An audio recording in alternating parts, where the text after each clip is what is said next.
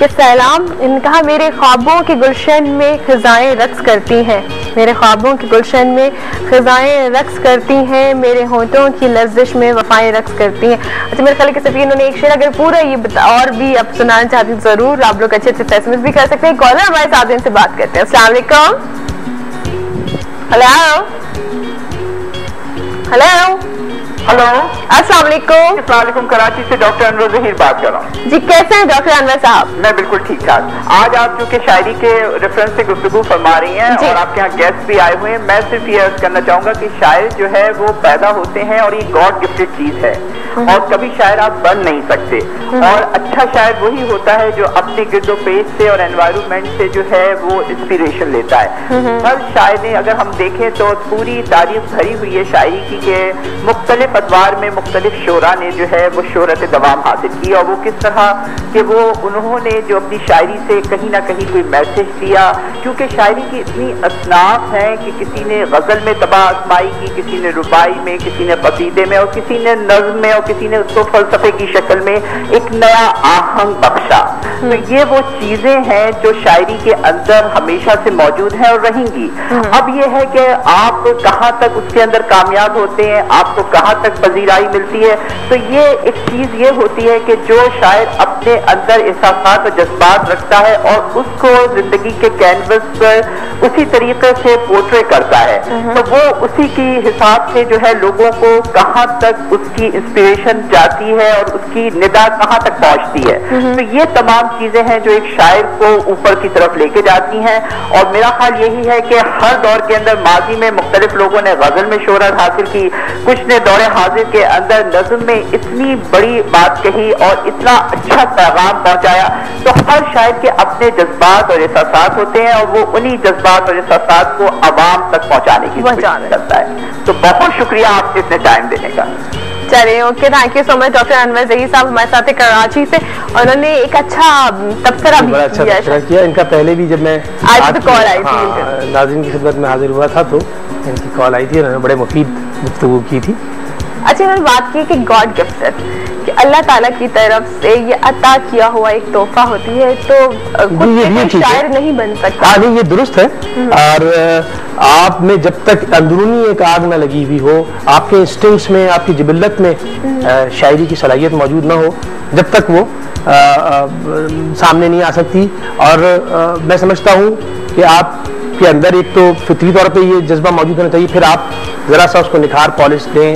एक फन है ये, उसको थोड़ा सा सीख के और फिर आपके ख्यालात मनसा शहूद पे आते हैं तो फिर आप एक काबिल और अच्छे शायर कहलाए, अच्छे शायर कहलाते हैं। अच्छा, एक होता है ना कि हर किसी का एक अपना अपना शौक बचपन से कहते हैं कि जी बचपन से, तो शायरी में भी कुछ ऐसा है? बिल्कुल, शायरी से मैं ये समझता हूँ कि अगर आप बचपन से शायर नहीं है तो ये नहीं हो सकता कि आप 25 साल की उम्र में आके ऐलान कर दें शायर हो कि आप शायर। अच्छा, तो बचपन से क्या फीलिंग्स? एक बात ये कि इंसान जैसे जैसे वो बढ़ता है, जैसे ग्रोथ होती है, तो वो ऑब्जर्व करता है अपने सारी चीजों को। एक तो माहौल है, माहौल आपको मिलना चाहिए। बाज़ औक़ात मैं उन लोगों को और अबव काउंट करता हूँ और उनको लिस्ट में और ऊपर लेकर आता हूँ जिनको माहौल भी नहीं मिला। फॉर एग्जाम्पल, इसके मिसाल में मैं अपने वालिद की मिसाल दूंगा। मुझे तो एक माहौल मिला कि मुझे वो शायरी की किताबें भी मिली, मुशायरे भी मिले जो मेरे वालिद ने मुझे जगह जगह ले जाकर अटेंड कराए, घर में होते थे, एक माहौल मिला पूरा। जज्बा तो बचपन से ही था और माहौल में बड़ा शौक। लेकिन मैं अपने वालिद की मिसाल दूंगा, उनके पास वो माहौल नहीं था।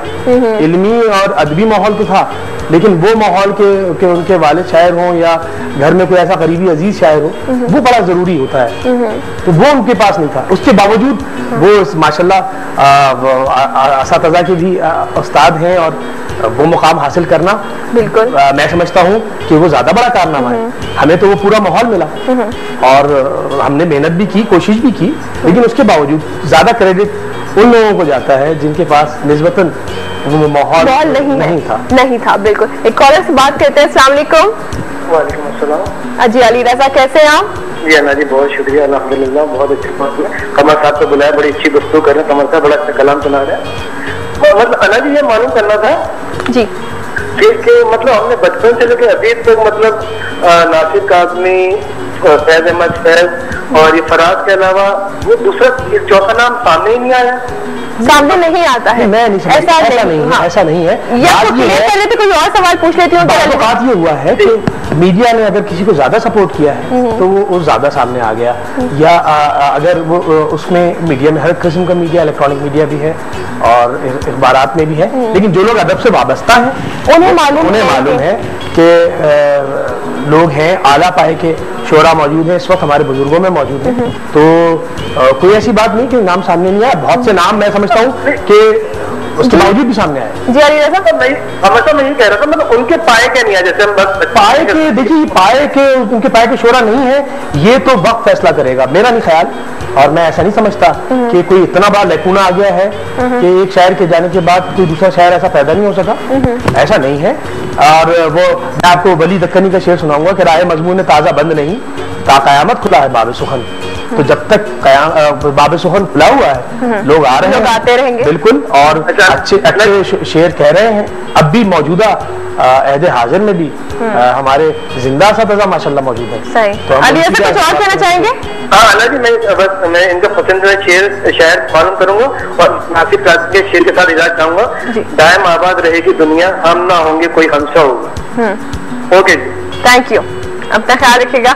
अच्छा अली रज़ा का मतलब ये कि अली रज़ा जो आपके जहन में सवाल था, हो सकता है कि बहुत सारे और भी लोगों के जहन में ये सवाल हो और क्लियर भी हो चुका आपका माइंड, कि अगर समझ रहे कि जी कुछ नाम है कि अगर हम बात करें नासिर काज़मी है, फैज़, बड़े नाम, बहुत बड़े नाम, ऐसा नहीं हुआ कि आला पाए के शोरा आने बंद हो गए, ऐसा नहीं है। जैसा मैंने आपको वली दक्कनी का शेर सुनाया, बिल्कुल वही सूरत हाल है। और इन्होंने अभी पूछा कि पसंदीदा शायर कौन है, तो देखिए कोई एक शायर पसंदीदा कहना ये बड़ी ज्यादती हो जाएगी पूरे उर्दू अदब के साथ। लोगों के असालीब अलग हैं, लोगों के तर्ज निगारिश अलग है, उनका इदराक अलग है, फन अलग है। तो मैंने तो तकरीबन सारे उर्दू शोरा को पढ़ा है और बड़ी डिसऑनेस्टी होगी और बहुत तकरीबन सारे शोरा में से कुछ ना कुछ ऐसा हासिल हुआ है और पढ़ने से उनके इदराक में इजाफा हुआ है कि मैं ये नहीं कह सकता कि किसी एक या दो के नाम। कुछ भी अच्छा लग सकता है किसी का भी। बिल्कुल, आप देखिए ना, अगर आप नज़मों की तरफ जाते हैं तो जोश मलियाबादी जैसे शोरा, अख्तर शीरानी जैसे शोरा, उनको आप नजरअंदाज नहीं कर सकते। गजल में जाते हैं तो पता नहीं कितने नाम हैं। अच्छा कमर साहब, देखें कि इतनी खूबसूरत फीलिंग की बात हो रही है कि एक शायर बहुत हसास होता है, तो इतनी खूबसूरत फीलिंग के साथ एक ऐसी फीलिंग जिसको भी महसूस करते हैं शायर हजरत आपस में कभी ऐसा एक दूसरों के साथ जेलसी की मैं बात कर रही हूँ कि हर फील्ड में एक मासराना चश्मक जिसको हमारी शायरी में कहते हैं और रकाबत, ये देखिए ये तो हर फील्ड में होती है। और शायरी में ये रिवायत तो बहुत पुरानी है, आज की नहीं है। आप देखें, तारीख उठा के देखें तो कहीं अनीसिये घूम रहे होते थे, कहीं दबीरिये, कहीं आपके गजल के शोरा में लगी होती थी, कहीं दाग साहब के हामी हैं तो कहीं ज़हीर देहलवी के हामी हैं। हम असरान में कहीं गालिब के हैं तो कहीं कतील के हैं, ये और कहीं और उसके साथ फिर वो ज़ौक़ गालिब और ज़ौक़ का, फिर फारसी में गालिब का कतील के साथ। तो ये चीज़ें कभी मेरा ख्याल है कि ये मैं समझता हूँ कि एक सेहतमंद रिवायत है, इसको भी मैं सेहतमंद रिवायत समझता हूँ, इसलिए कि जब तक एक मुसाबिकत का जज्बा नहीं होगा आप आगे नहीं बढ़ सकते। आपसे बेहतर करने की, आप उस चीज को कह रहे हैं कि आपसे बेहतर कारकर्दगी दिखाने के जस्तुजू में मैं बेहतर अपने अंदर बेहतरी पैदा करूंगा, अपने अंदर क्वालिटी पैदा करूंगा और एक बेहतर चीज सामने लाऊंगा। लेकिन जब मुकाबले भी कोई नहीं होगा, एक लकीर छोटी उस वक्त होती है जब उसके साथ आप एक बड़ी लकीर खींच दें। तो किसी मुकाबले के बगैर जो है वो तस्वुर ही नहीं है आगे बढ़ने की। बड़ी सेहतमंद रिवायत है, मुकाबला होना चाहिए, मुकाबला होना चाहिए। कुछ और एक गजल, कुछ अशार। जरूर जरूर। नसीबे मक्तलो जिंदान हो गया मैं भी, नसीबे मक्तलो जिंदान हो गया मैं भी, निकल के शहर मदीना से जो गया मैं भी। नसीबे मक्तलो जिंदान हो गया मैं भी, निकल के शहर मदीना से जो गया मैं भी। और वही जो होशरुबा दास्तां में होता है, वही जो होशरुबा दास्तां में होता है, तुम्हारे तर्ज तखातुब में खो गया मैं भी। वही जो होशरुबा दास्तां में होता है, तुम्हारे तर्ज तखातुब में खो गया मैं भी। और मलामतें भी बहुत की थी और उसके बाद, मलामतें भी बहुत की थी और उसके बाद, तवाफ़े कुए मलामत को तो गया मैं भी। मलामतें भी बहुत की थी और उसके बाद, तवाफ़े कुए मलामत को तो गया मैं भी। मैं तेज रहा था, मुकाबिल थे रेंगते हुए लोग, मैं तेज रहा था, मुकाबिल थे रेंगते हुए लोग। फिर ऐसा जाम हुआ था कि सो गया मैं भी। मैं तेज रव था, मुकाबिल थे रेंगते हुए लोग। फिर ऐसा जाम हुआ था कि सो गया मैं भी। वो मुझसे रोज बिछड़ने की बात करती थी, वो मुझसे रोज बिछड़ने की बात करती थी। फिर उसको छोड़ के एक बार जो गया मैं भी। वो मुझसे रोज बिछड़ने की बात करती थी। फिर उसको छोड़ के एक बार जो गया मैं भी। जो एक झूठे तबस्सुम पे जान लेती थी, जो एक झूठे तबस्सुम पे जान लेती थी। सब हो रहे थे उसी के, सो हो गया मैं भी। जो एक झूठे तबस्सुम पे जान लेती थी, सब हो रहे थे उसी के, सो हो गया मैं भी। अब थोड़ा सा रदीफ और काफिया बदल के मैं भी के रदीफ के साथ इशार है कि तू आग आग रहा है, धुआं धुआं मैं भी। तू आग आग रहा है, धुआं धुआं मैं भी। जहां जहां तेरी महफिल, वहां वहां मैं भी। तू आग आग रहा है, धुआं धुआं मैं भी। जहां जहां तेरी महफिल, वहां वहां मैं भी। और हर एक गर्दिशे फ्लाक की इनायत से, हर एक गर्दिशे फ्लाक की इनायत से मिसाले वक्त रहा हूँ रवा दवा मैं भी। हर एक गर्दिशे फ्लाक की इनायत से मिसाले वक्त रहा हूँ रवा दवा मैं भी। और हर एक शहर ही कूफा मिजाज है लेकिन, हर एक शहर ही कूफा मिजाज है लेकिन। पुकारता हूँ हर एक सू अमा अमा मैं भी।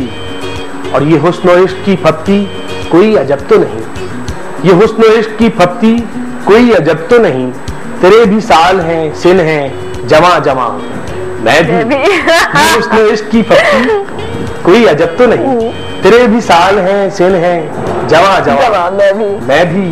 और तेरा ही हुस्न रहा मरकज़े मदारे जुनून, तेरा ही हुस्न रहा मरकज़े मदारे जुनून। सो तेरे गिर्द फिरा हूँ कशां कशां मैं भी। तेरा ही हुस्न रहा मरकज़े मदारे जुनून। सो तेरे गिर्द फिरा हूँ कशां कशां मैं भी।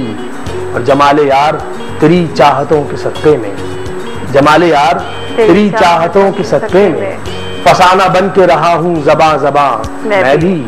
जमाले यार तेरी चाहतों के सदक़े में फसाना बन के रहा हूँ ज़बां ज़बां मैं भी।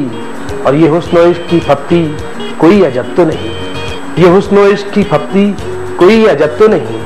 तेरे भी साल हैं सिन हैं जमा जमा मैं भी। तू आग आग रहा है, धुआं धुआं मैं भी।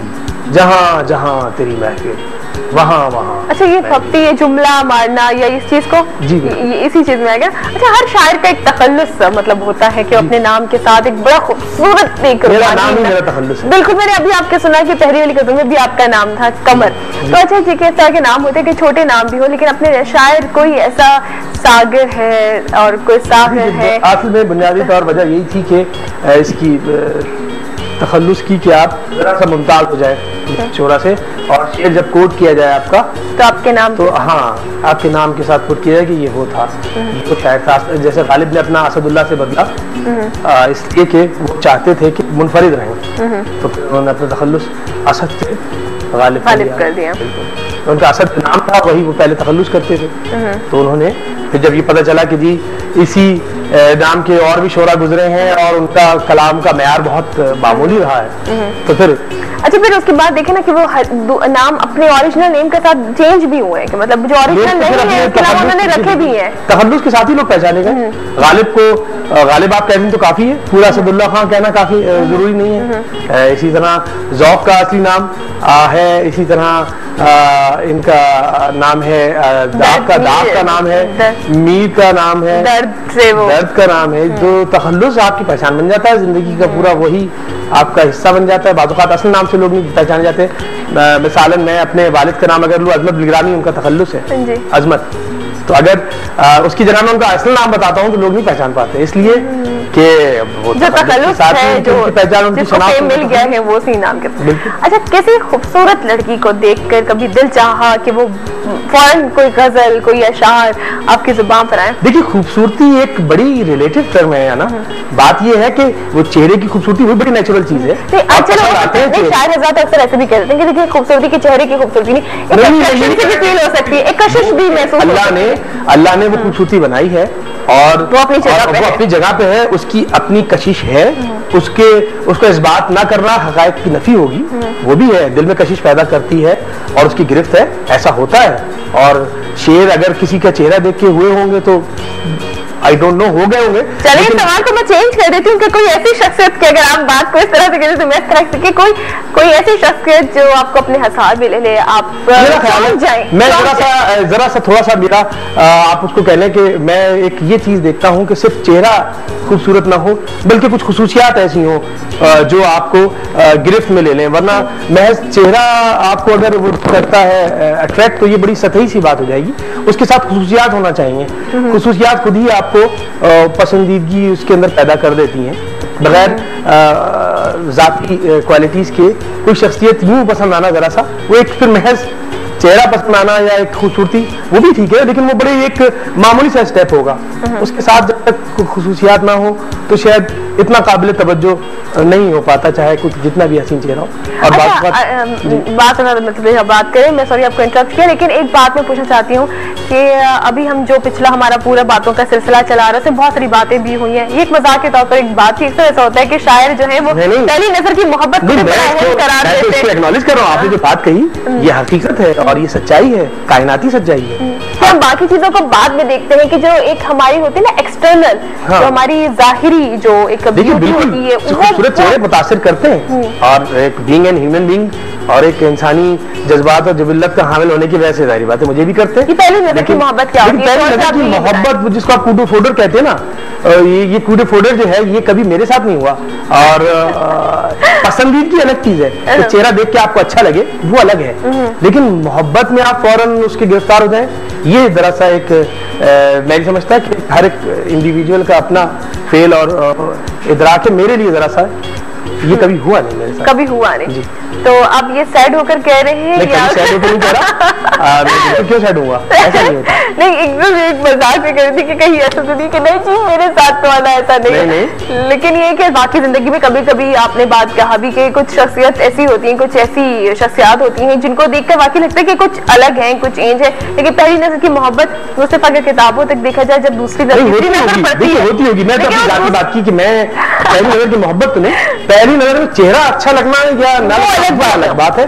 पसंदीदगी जरा सी एक गहरी चीज हो जाती है। ये तमाम शौहर साहिबान से पूछे जिन्हें पहली नजर की मोहब्बत हुई थी, वो चौथी पांचवी नजर जब उनके पड़ी। अब मैं क्या बेचारे खामा शौहर साहिबान को इसमें इल्जाम दूं, अपना अपना है, इसलिए पहली नजर की मोहब्बत से जरा होशियार रहे, कैसा ना हो।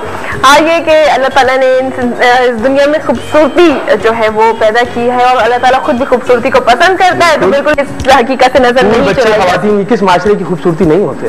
बिल्कुल। अच्छा, कुछ और हम चाहेंगे कि आपकी तरफ से आप जितना भी सुनना चाहें मुझसे जरूर शायर आप बुला रही हैं और फिर उससे शेर भी सुन रही हैं तो सुनाऊंगा मैं जरूर। एक गजल के कुछ अशार हैं जी कि साजिशों में ये महल्लात बहम रहते हैं, साजिशों में ये महल्लात बहम रहते हैं, आज जिस शहर में तुम रहते हो हम रहते हैं। साजिशों में ये महल्लात बहम रहते हैं, आज जिस शहर में तुम रहते हो हम रहते हैं। अच्छा, शहर से मुराद पूरी कायनात है कि साजिशों में ये महल्लात बहम रहते हैं, आज जिस शहर में तुम रहते हो हम रहते हैं। और एक मक्तल का लहू एक असीरी का सफर, एक मक्तल का लहू एक असीरी का सफर, राह उल्फत में यही रंजो अलम रहते हैं। एक मक्तल का लहू एक असीरी का सफर, राह उल्फत में यही रंजो अलम रहते हैं।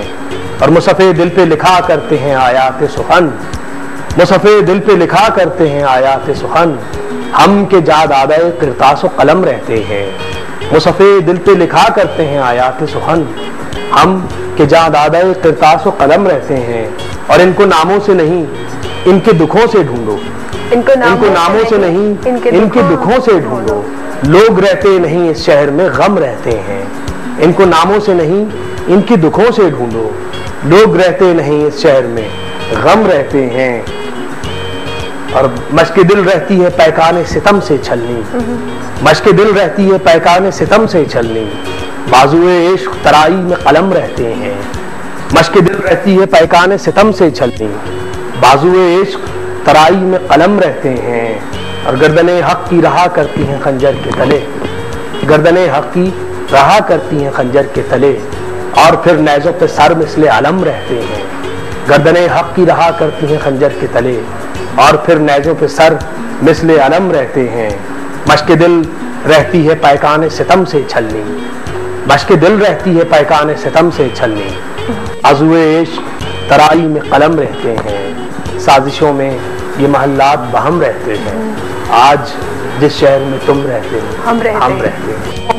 बहुत खूब, माशाल्लाह, वेरी नाइस, सीरियसली बहुत अच्छे। देखिए एक हम जो आप कॉन्सेप्ट की बात कर रहे थे शायर हज़रात के, लेकिन जो हमारे पहले के शायर हज़रात हैं और आपके भी एक कम एज भी तो बहुत ज़्यादा काउंट की जाती है कि एक एज में भी आकर अपने आप को मनवाना और इतनी मतलब आला पार की शायरी करना, ये मैं समझता हूँ शादी का जो बड़ा अच्छा मक़ूला है कि बुजुर्गी बाक़ल अस्त न बसाल, तमंगरी बदिल अस्त न बमाल, बुजुर्गी बअक़ल अस्त न बसाल।